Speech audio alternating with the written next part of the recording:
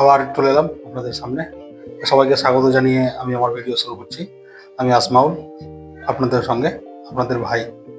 তো যারা স্টক মার্কেটে টাকা এখন নতুন করে লাগাবো ভাবছেন, তাদের জন্য, তাদের উদ্দেশ্যে কিছু কথা। প্রতিদিন চার্ট দেখছেন, ইনভেস্ট করছেন, সব কিছু করছেন, কিন্তু কথা হচ্ছে যে স্ট্র্যাটাজি যখন আপনি বুঝতে পারবেন, তখন আপনার প্রফিটটা অটোমেটিকলি চলে আসবে। তাহলে আপনাকে কি করতে হবে? নিজের জন্য স্টক মার্কেট শেখার জন্য আপনাকে টাইম বার করতে হবে, প্রতিদিন অন্তত 15 মিনিট।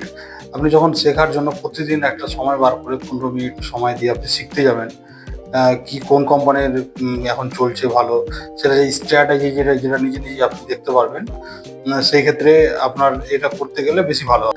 মনে রাখবেন, ট্রেডাররা শুধুমাত্র উত্তেজনা বশত টাকা হারিয়ে ফেলে, অনেক টাকা হারিয়ে ফেলে বা লস করে বসে।